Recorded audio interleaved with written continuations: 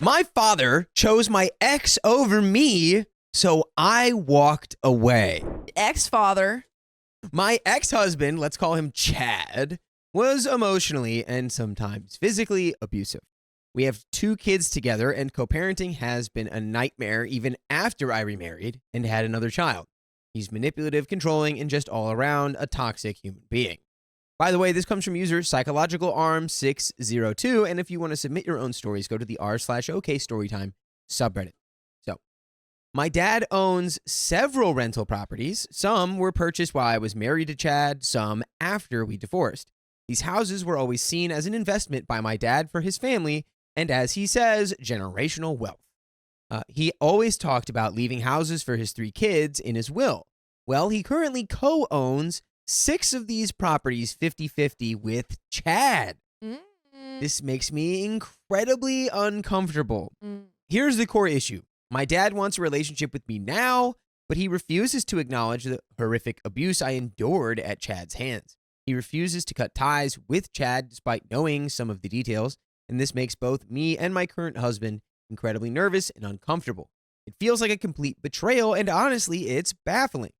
And here is the best part. Chad makes my dad money. Money my dad is currently living off of. Clearly, the concept of generational wealth is lost upon him. Meanwhile, I have 0 financial ties to my dad. I don't give him money, and I certainly don't take any from him. Chad, on the other hand, only partners with my dad because my dad has the capital to fund these real estate deals. Chad, being a contractor, handles the renovations. Then they split the profits 50-50. So my dad fronts the cash, takes all the risk, and doesn't even recoup his initial investment, while Chad gets richer off the deal. All right, now if I'm dad, I'm definitely buying the other half. What are we doing? Why are we working with there's so many different guys we could be working with. So many. I would say like right now, I would have a conversation with my dad and be like, hey, I want to have a relationship with you, but I can't if you're. To add insult to injury, Chad does not pay a dime in child support from this income because it's all conveniently in my dad's name, so it doesn't count as Chad's income during our divorce. It's a truly messed up situation. Yeah, to make matters worse, during my very difficult and harmful divorce, my dad, knowing some of the things Chad did, actually told me he was praying for me and Chad to reconcile. This is the kind of man my dad is, more concerned with appearances and what certain circles of his Christian community think than with the actual reality of the situation and the well-being of his own daughter. And it gets worse. No. It's not just a business relationship. My dad and Chad actually socialize. They hang out, church, lunches, dinners, birthday parties, the whole 9 yards. My dad's excuse is that they never talk about me. Which, frankly, I find incredibly hard to believe, and it doesn't matter. That doesn't make any sense. That's such a stupid, like, oh, well, we don't talk about you. Even if they aren't actively gossiping about me, the very fact that my dad chooses to spend time with my abuser, share meals, and celebrate milestones with him speaks volumes. It sends a clear message that his comfort and his financial interests are more important than my well-being and my peace of mind. Feels like he's choosing Chad over me over and over again. Yeah, I've tried to have conversations with him about this. I've tried to explain how his continued relationship with Chad and his refusal to acknowledge the abuse is hurting me. I've explained how it makes me feel unsafe and unsupported, but he just brushes it off, saying things like, you need to forgive and forget, or I don't want to get involved. But dude, you are involved. You're already involved. You're That's involved. Your daughter. You are involved because it's your daughter. So here's where I might be the a-hole. I've set a boundary. So not an a-hole. I've told my dad I cannot have a relationship with him until he severs all business ties with Chad and ensures that Chad no longer has any financial interest in any of the properties, acknowledges the abuse I suffered and stops minimizing it or trying to force me to reconcile with Chad even after the fact. I also told him that until these things are addressed, I want nothing to do with his will. I don't want any potential inheritance to be used as a tool for Chad to try to contact me or manipulate me in the future. Am I being unreasonable? Am I the a-hole for setting these boundaries? I feel like I have no other choice. I need to protect myself, my husband, and my children from Chad's influence, but I also feel incredibly sad and conflicted. I love my dad, but I can't tolerate this any longer. I feel like the daughter-in-law that divorced his son. Help me, Reddit. Am I the bad guy for protecting myself? And there's an update here. Well, Thanks for all the support, everyone. Turns out y'all were right. Here's an update, and then I'm going to have to stop updating on this and move on with my life. In the last few weeks, my mom's oldest sister passed away. She had been sick for a while, so this wasn't shocking news, but still sad. I called my mom to be polite and offer my condolences. I wasn't close with this particular aunt. I also made it clear I wouldn't bring up any of our drama and would only talk about it if she did.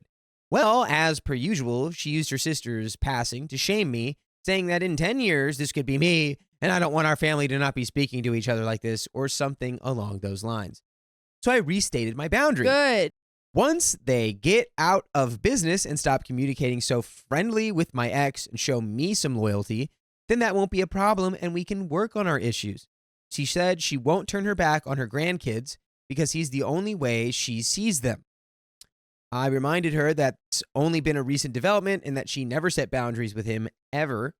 In the same phone call, she told me she went to his house around Christmas time. He also shows up to my niece's birthday parties. Then she told me she's angry that I dated my new husband and got pregnant with my youngest without going to her for help. Apparently, she thinks I should have because I was 34, despite the fact that my husband is incredibly supportive, loving, and the most amazing man I've ever known. She's literally mad that I'm able to take responsibility for my own choices and don't need to turn to her for every little issue. I honestly still don't understand that one. If I had to guess, I would say it's a control issue. Yeah, I mean, absolutely. My dad has done absolutely nothing about his business with my ex. He's living off the money he's making with him, even though he calls it generational wealth. I don't think that phrase means what he thinks it means. My sister decided to send me endless texts that ended with her openly admitting she has nothing to be responsible for. She is a crying shoulder for my ex-husband and even asked me if I felt sorry for him at Thanksgiving 2 years ago. Yes, she does know a lot of the things he did to me and my kids. Verbal abuse, toxic masculinity, gaslighting, name-calling, financial abuse, etc., etc. She also told me that my healing and growth is selfish because I'm not including her in it. I seriously wish I was making this up.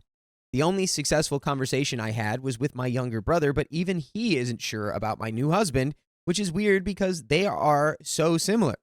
Basically, he told me not to date anyone, but I dated my now husband anyway, and it worked out. And now he's mad about it. Again, I was 34 and my husband was 28. I don't know if they don't like that I didn't take their advice or if they don't like that it worked out for me despite me not taking their advice. I wish I had a better explanation for this, but I just don't. I'm not sure where all this will go, but I'm holding to my boundaries and moving forward with some pretty big goals my new husband and I have for our nonprofit, which helps people in life transitions who don't have support, lemons into lemonade. That's very good. Thank you for the support, and I know this update is vague, but if I typed out the whole story, it would be a dissertation. It was so unbearably complicated and honestly confusing because of the delusional thinking of my toxic family. Well, at least you're aware of that, because I wholeheartedly agree with that sentence. Yeah, I mean, like, this is obviously, it really sucks that your parents are not listening to you and kind of ignoring all of your, trauma and like, stuff that you've experienced. But like, good on you for continuing to hold true to your boundaries, not let anyone push you around. That's right. Like, that's the moral of the story, is that you're doing great. I haven't blocked anyone because I just can't bring myself to do that to my family, but I moved an hour away from them and only respond when I'm ready to. I will hold up my boundaries, but my focus is on my family and our new baby. Oh, I just found out I'm 5 weeks pregnant. Congratulations. That's very exciting. Congratulations. You just found yourself a gem. You can keep that or add that to your collection to try for the legendary crown of wonder. It's sad that my parents and siblings are going to miss out on a relationship with my two youngest because they can't let go of the life I rejected, but I know I'm a cycle breaker, and with that comes being the villain. A title I will happily wear, and there's another update. Ooh, after the first update, you're like, I won't have another one. Well, guess what? We got a second one. So let's get into it. OMG, one more update that I discovered in therapy. I know y'all will appreciate this. While I was going through my divorce, my brother and his wife were renting a house from my dad. I was at their house one day, we used to be very close, and I noticed the house next door was getting ready for an estate sale. Since I know my dad likes buying houses in that neighborhood, I went to check it out.